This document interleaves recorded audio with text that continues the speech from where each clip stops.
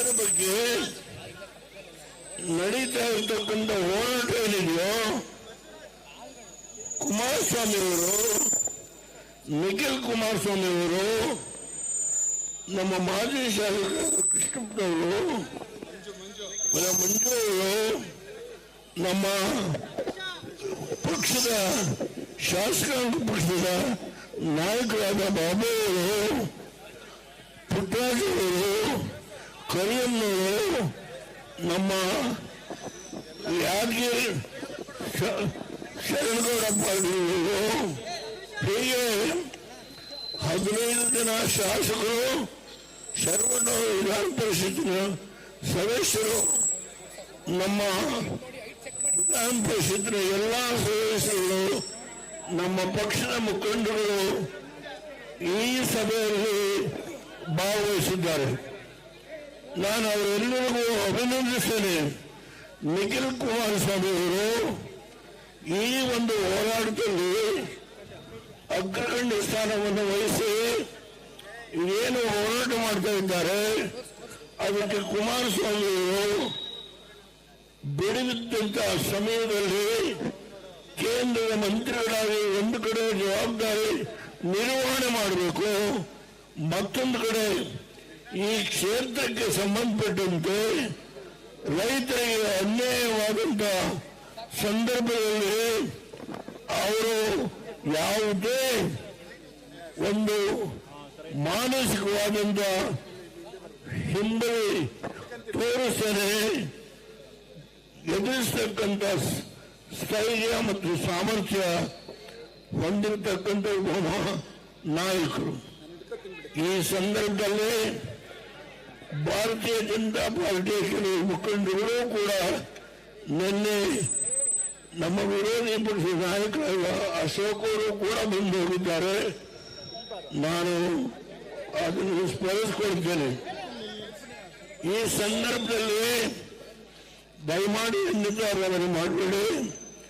1994ರಲ್ಲಿ ನಾನು ರಾಮನಗರದಿಂದ ವಿಧಾನಸಭೆಗೆ ಆಯ್ಕೆಯಾದೆ.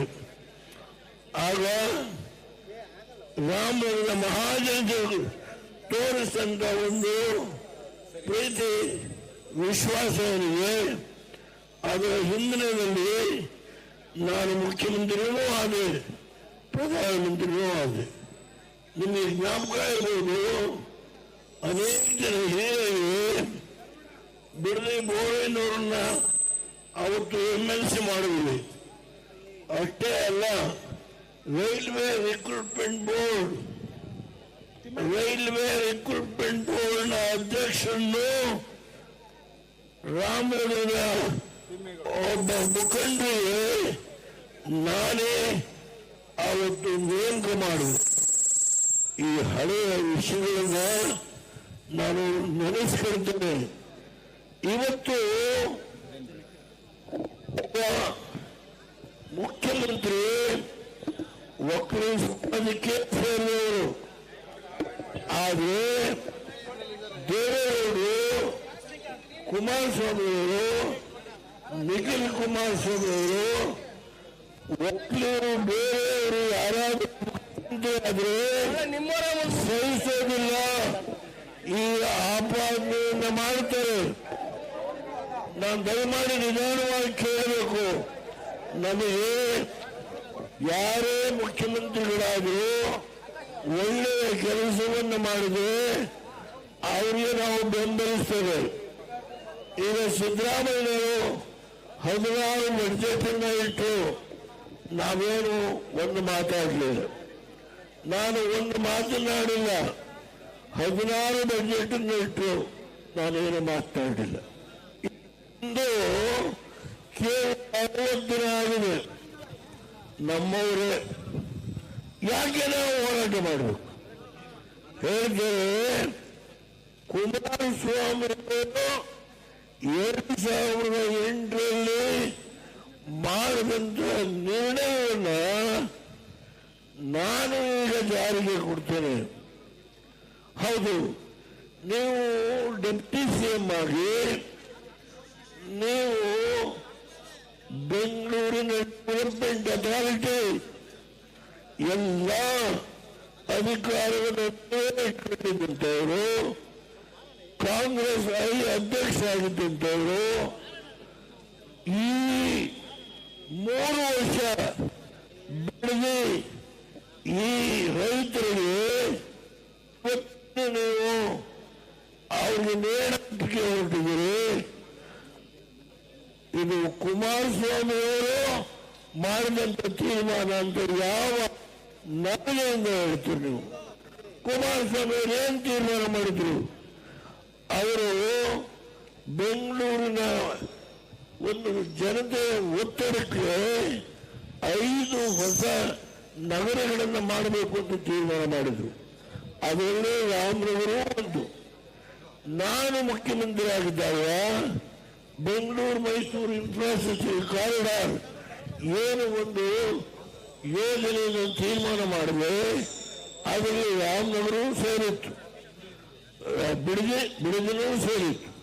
ದಯಮಾಡಿ ಡಿ.ಕೆ. ಶಿವಕುಮಾರ್ ಅವರೇ, ನೀವು 2 ವರ್ಷ ರಾಜ್ಯ ಆಳಿ, ನಮಗೆ ಅಸಮಾಧಾನ ಇದೆ ಅಂತ ಇಲ್ಲ.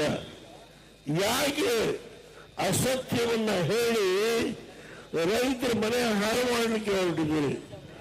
1 ಗುಂಟೆ, 2 ಗುಂಟೆ, 3 ಗುಂಟೆ, 5 ಗುಂಟೆ, 10 ಗುಂಟೆ ಜಾಗ ಉಳಿಸಿಕೊಂಡು ಹಸುಗಳಿಗೆ ಮೇವು ಬೆಳೆಸಿ ಹಾಲನ್ನು ಕರೆದು ಯಾರು ಇವತ್ತು ಜೀವನ ನಡೆಸ್ತಾ ಇದ್ದಾರೋ ಅವರ ಹೊಟ್ಟೆಯ ಮೇಲೆ ಹೊಡೆದು ಈ ಪ್ರಾಜೆಕ್ಟ್ ಅನ್ನ ಯಾರಿಗೋಸ್ಕರ ಮಾಡ್ತಾ ಇದ್ದೀರಿ ನೀವು?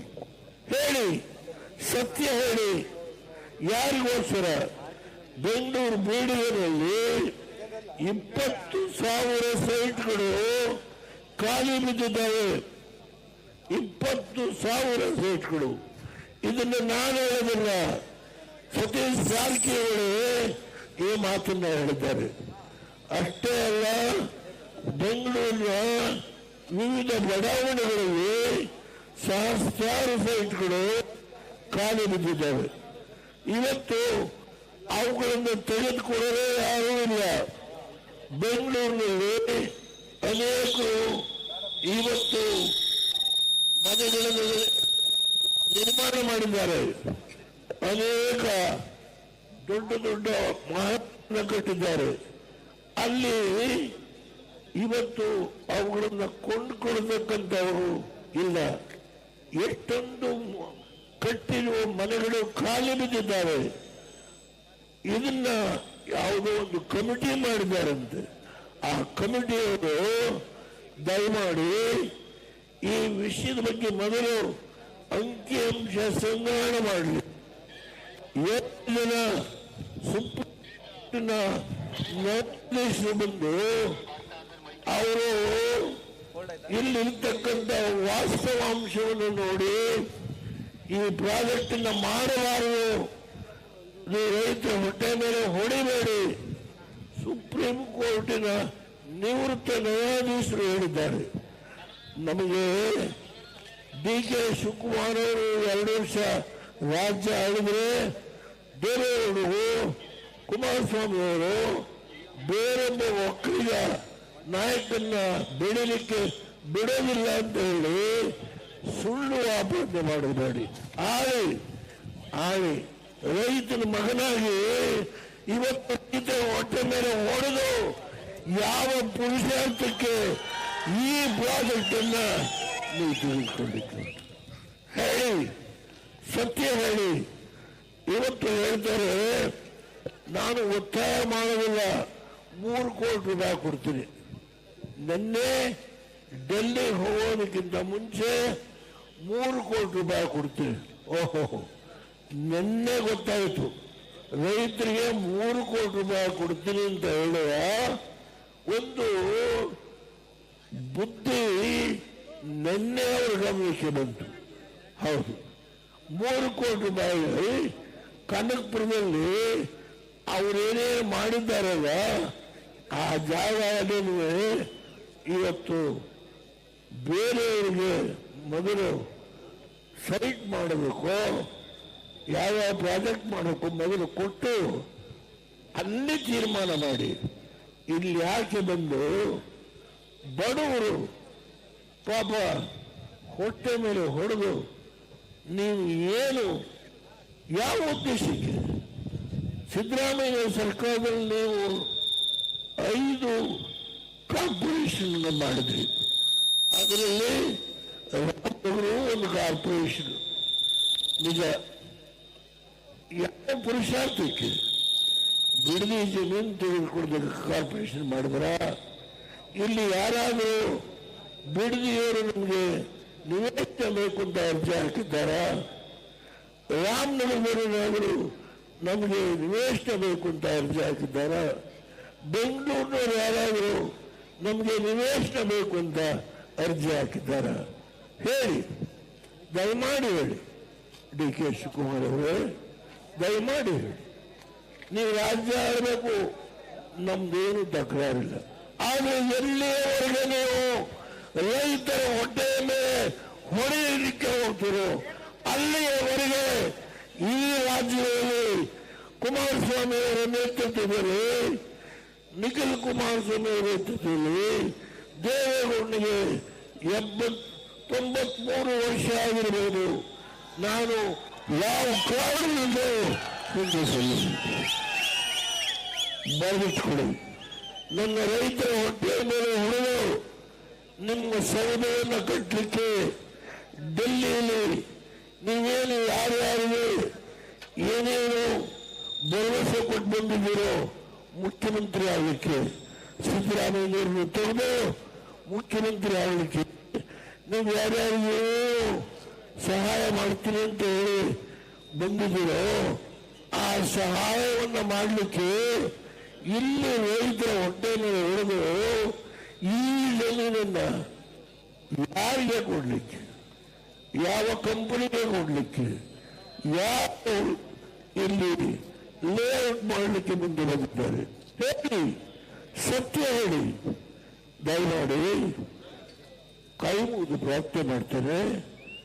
ಇವತ್ತು ನೀವು ಹೇಳಿದಿರಿ ಅವರ ಹೇಳಿಕೆಯಲ್ಲಿ ನಾನು ಒತ್ತಾಯ ಮಾಡೋದಿಲ್ಲ. ಅವರಲ್ಲಿ ಕೊಟ್ಟರೆ ತಗೊಳ್ತೀನಿ, ಈ ಮಾತನ್ನ ಹೇಳ್ತಾರೆ. ನಾನು ಒತ್ತಾಯ ಮಾಡೋದಿಲ್ಲ. ಅಲ್ಲಿಂದ ಇಲಾಖೆ ಇಲ್ಲಿ ಸೇರಿದ ನೀವೆಲ್ಲ ಸ್ವಾಗತ ಮಾಡಿ ನಮ್ಮ ಜಮೀನು ಕೊಡ್ತೀವಿ ಬನ್ನಿ ಅಂತೇಳಿ ಕರೆದಿದ್ದೀರಾ? ನಾವು ಒತ್ತಾಯ ಮಾಡಿ ನಾನು ಯಾವ ಜಮೀನು ತೆಗೆದುಕೊಳ್ಳೋದಿಲ್ಲ. ನಿನ್ನೆ ಡೆಲ್ಲಿ ಹೋಗೋದಕ್ಕಿಂತ ಮುಂಚೆ ಹೇಳಿದ್ದಾರೆ. ಇವತ್ತು ಒಂದು ನಾನಾಗಲೇ ಹೇಳಿದ್ದೇನೆ, ಗೊತ್ತಿದ್ದಾರೆ 314 ಒಟ್ಟು ಭೂಮಿ ಎಕರೆ ಅರಳಸಂದ್ರ 1494, ಮೂಳಬಾಳ್ಯ 71, ಕೆಂಪನಪಾಳ್ಯ 784, ಬನಗಿರಿ 714, ಹೊಸೂರು 2544, ವಡೇರಳ್ಳಿ 65, ಒಟ್ಟು 7481 ಎಕರೆ ಭೂಮಿ ಇವತ್ತು ನೀವು ಆಕ್ರಮಣ ಮಾಡಲಿಕ್ಕೆ ಹೊರಟಿದ್ದೀರಿ. ಇನ್ನೊಂದು ಹೇಳಿದ್ದಾರೆ ಸ್ಟೇಟ್ಮೆಂಟ್ನಲ್ಲಿ, ನಾನು ಯಾವುದೇ ಕಾರಣದಿಂದ ಅವರ ಜಮೀನನ್ನು ಒತ್ತಾಯಪೂರ್ವಕವಾಗಿ ತೆಗೆದುಕೊಡೋದಿಲ್ಲ. ಈ ಮಾತನ್ನ ಅವರು ಡೆಲ್ಲಿಗೆ ಹೋಗುವಾಗ ಹೇಳ್ತಾರೆ. ನಾನು ಅದನ್ನು ಓದಿಬಿಡ್ತೇನೆ. ಇದನ್ನೇ ಗೊತ್ತು, ನಾನು ತಗೊಳ್ಳಲ್ಲ ಅಂತ ಹೇಳಿ ಹೇಳಿದ್ದಾರೆ. ಇವತ್ತು ನೀವು ಹೇಳಿ ಪಾದಯಾತ್ರೆ ಟೌನ್ಶಿಪ್ ಇಲ್ಲಲ್ಲ, ಯಾರು ಬಲವಂತದಿಂದ ಭೂಸ್ವಾಧೀನವಿಲ್ಲ. ಬಲವಂತದಿಂದ ಭೂ ಸ್ವಾಧೀನ ಇಲ್ಲ. ಡಿ ಕೆ ಶಿವಕುಮಾರ್ ಅವರು ಹೇಳಿರ್ತಕ್ಕಂಥ ಮಾತು ಉಳಿಸ್ಕೊಳ್ಳಿ. ಇವತ್ತಿಲ್ಲಿ ಸೇರಿರ್ತಕ್ಕಂಥ ಏನು ನಮ್ಮ ಪಕ್ಷದ ಶಾಸಕರು, ನಮ್ಮ ಶಾಸಕರು ಪುಟ್ಟರಾಜರು, ನಮ್ಮ ವಿಧಾನ ಪರಿಷತ್ತಿನ ಸದಸ್ಯರು, ಕರಿಯಮ್ಮೂರಿನ ಮತ್ತೊಂದು ಬಹಳ ಜನ ಏನು ಸೇರಿದೆ, ಇವೆಲ್ಲ ಬಂದಿರ್ತಕ್ಕಂಥದ್ದು ನಮ್ಮ ರೈತ ಹೊಟ್ಟೆ ಮೇಲೆ ಹೊಳಿಬೇಡಿ. ನಾವು ಯಾವುದೇ ಕಾರಣದಿಂದ ಇದಕ್ಕೆ ಅವಕಾಶ ಕೊಡೋದಿಲ್ಲ ಅಂತ ಹೇಳಿ ಇವತ್ತಿಲ್ಲಿ ಈ ಬೃಹತ್ ಸಭೆಗೆ ಬಂದಿದ್ದಾರೆ. ನಿಖಿಲ್ ಕುಮಾರಸ್ವಾಮಿಯವರು ಈ ವಿಷಯದಲ್ಲಿ ನಿಮಗೆ ಅನ್ಯಾಯ ಆಗಲಿಕ್ಕೆ ಕಿಂಚಿತ್ತು ಬಿಟ್ಕೊಡೋದಿಲ್ಲ ಅನ್ನೋ ಮಾತನ್ನ ಈ ಸಂದರ್ಭದಲ್ಲಿ ಹೇಳಿ ನಾನು ಇವತ್ತು ಒಂದು ಮಾತನ್ನ ಹೇಳ್ತೇನೆ. ನನಗೆ ವಯಸ್ಸಾಗಿದೆ ಅಂತ ಹೇಳಿ ಯಾರಾದರೂ ತಿಳ್ಕೊಡಬಾರದು. ಬುದ್ಧಿಗೆ ವಯಸ್ಸಾಗಿಲ್ಲ, ಶರೀರಕ್ಕೆ ವಯಸ್ಸಾಗಿದೆ. ಬುದ್ಧಿ ಇನ್ನ ಚೆನ್ನಾಗಿದೆ. ಆದ್ರಿಂದ ಹೋರಾಟ ಮಾಡುವ ಕೆಚ್ಚು ಶಕ್ತಿ ನಿಮ್ಮಿಂದ ಬರ್ತದೆ. ನಾನು ನಿಮಗೋಸ್ಕರ ಹೋರಾಟ ಮಾಡುವ ಕೆಲಸವನ್ನು ಸದಾ ಮಾಡ್ತೇನೆ. ಆದ್ರಿಂದ ದಯಮಾಡಿ 19 ತಾರೀಕು ಫ್ರೀಡಂ ಪಾರ್ಕ್ ಅಲ್ಲಿ ಒಂದು ದೊಡ್ಡ ಸಭೆಯನ್ನ ಏರ್ಪಾಡು ಮಾಡಲಾಗಿದೆ. ಬೃಹತ್ ಸಂಖ್ಯೆಯಲ್ಲಿ ತಾವೆಲ್ಲ ಬರಬೇಕು. ನಾನು 10 ನಿಮಿಷ ಆ ಸಭೆಗೆ ಬರ್ತೇನೆ. ದಯಮಾಡಿ ಎದೆಗುಂದಬೇಡಿ. ಯಾರೇ ಏನೇ ಮಾಡುವರು ನಿಮ್ಮನ್ನು ಅರೆಸ್ಟ್ ಮಾಡ್ತೀವಿ ಅಂತ ಜೈಲಿಗೆ ಹೋಗಲಿಕ್ಕೆ ಸಿದ್ಧ ಒಂದು ಸ್ಥಿತಿಗೆ ಮಾನಸಿಕವಾಗಿ ತಯಾರಾಗಿ. ಆದರೆ ಭೂಮಿಯನ್ನು ಬಿಟ್ಕೊಡ್ಬೇಡಿ. ಭೂಮಿ ಚಿನ್ನಕ್ಕಿಂತ ಬೆಲೆ ಜಾಸ್ತಿ ಆಗಿದೆ. ಸಿಕ್ಕೋದಿಲ್ಲ ಭೂಮಿ. 5 ಗುಂಟೆ ಇರಲಿ, 10 ಗುಂಟೆ ಇರಲಿ, ಜೀವನ ಮಾಡ್ತೀವಿ, ಹಾಲು ಕರಿತೀವಿ, ಮೋಸ ಮಾಡಲ್ಲ, ವಂಚನೆ ಮಾಡೋದಿಲ್ಲ. ಯಾರಿಂದ ಲಂಚ ಹೊಡೆದು ಸೌದ ಕಟ್ಟೋದಿಲ್ಲ. ನೀವು ನ್ಯಾಯವಾದ ಮಾರ್ಗದಲ್ಲಿ ಜೀವನ ಮಾಡ್ತಾ ಇದ್ದೀವಿ. ನಮ್ಮ ತಾಯಂದಿರಿಗೆ, ಯುವಕರಿಗೆ, ಹಿರಿಯರಿಗೆ ಕೈ ಮುಗಿದು ಪ್ರಾರ್ಥನೆ ಮಾಡ್ತೇನೆ. ರಾಮನಗರದವರಿಗೆ ನನಗೆ ವಿಶೇಷ ಅಭಿಮಾನ ಇದೆ. ನನ್ನನ್ನು ಗುರುಸಿ ವಿಧಾನಸಭೆ ಗೆಲ್ಲಿಸಿ ಮುಖ್ಯಮಂತ್ರಿ ಮಾಡುವಂತ ಸಮಾಜಕ್ಕೆ ಹಿಂದಿನ ಹಳೇ ಮುಖಂಡರು ಬಹಳ ಪುಣ್ಯಾತ್ಮರು ಇದ್ದಾರೆ. ಅವನ್ನೆಲ್ಲ ನೆನೆಸ್ಕೊಳ್ತೀನಿ. ಈ ಸಂದರ್ಭದಲ್ಲಿ 19 ತಾರೀಕು ನಾನು ಭಾಗವಹಿಸ್ತೇನೆ. ಎಲ್ಲರಿಗೆ ನಾನು ಅಭಿನಂದಿಸ್ತೇನೆ. ಮಾಧ್ಯಮದ ಎಲ್ಲ ಸ್ನೇಹಿತರು ಈ ಉರಿ ಬಿಸಿಲಿನಲ್ಲಿ ಇವತ್ತೇನು ತಾವು ಶಕ್ತಿ ಕೊಡ್ತಾ ಇದ್ದೀರಿ. ಪುಣ್ಯ ನೀವು ನ್ಯಾಯಕ್ಕೆ ಹೋರಾಟ ಮಾಡ್ತಾ ಇದ್ದೀರಿ. ಈ ಮಾಧ್ಯಮದ ಸ್ನೇಹಿತರು ನ್ಯಾಯಕ್ಕೆ ಹೋರಾಟ ಮಾಡ್ತಾ ಇದ್ದೀರಿ. ನಿಮಗೆ ನಾನು ಅಭಿನಂದಿಸ್ತೇನೆ. ಎಲ್ಲ ಮಾಧ್ಯಮದ ಸ್ನೇಹಿತರಿಗೆ ನಾನು ಹೃದಯಪೂರ್ವಕವಾಗಿ ನಿಮಗೆ ಅಭಿನಂದನೆ ಸಲ್ಲಿಸಿ ಇವತ್ತು ಈ ಕಾರ್ಯಕ್ರಮವನ್ನು ಆಯೋಜಿಸತಕ್ಕಂಥ ನಿಖಿಲ್ ಕುಮಾರಸ್ವಾಮಿ ಅವರು ಹಾಗೂ ನಮ್ಮ ಪಕ್ಷದ ಬಾಂಧವರು, ಶಾಸಕರು, ಎಲ್ಲ ಸನ್ಮಿತರು ಇವತ್ತೇನು ಬಂದಿದೆ. ನಿಮ್ಮೆಲ್ಲರಿಗೆ ನಾನು ಅಭಿನಂದಿಸಿ ನನ್ನ 4 ಮಾತುಗಳನ್ನು ಮುಗಿಸ್ತೇನೆ. ಜಯ ಜಯ ಭಾರತ್. ದೇವೇಗೌಡಪ್ಪಾಜಿಯವರಿಗೆ, ದೇವೇಗೌಡಪ್ಪಾಜಿಯವರಿಗೆ, ದೇವೇಗೌಡಪ್ಪಾಜಿಯವರಿಗೆ. ಈಗ ತಮ್ಮನ್ನೆಲ್ಲ ಉದ್ದೇಶಿಸಿ ಯುವ ನಾಯಕರಾದಂತಹ ನಿಖಿಲ್ ಕುಮಾರಸ್ವಾಮಿ ಅವರು ಮಾತನಾಡ್ತಾರೆ. ನಂತರ ನಾವೆಲ್ಲರೂ ಕೂಡ ಪಾದಯಾತ್ರೆಯಲ್ಲಿ ಸಾಗೋಣ. ನಿಖಿಲ್ ಕುಮಾರಸ್ವಾಮಿ ಅವರು ಮಾತನಾಡಕ್ಕೆ ತಾವೆಲ್ಲ ಕೂಡ ಸಹಕಾರವನ್ನು ನೀಡಬೇಕು.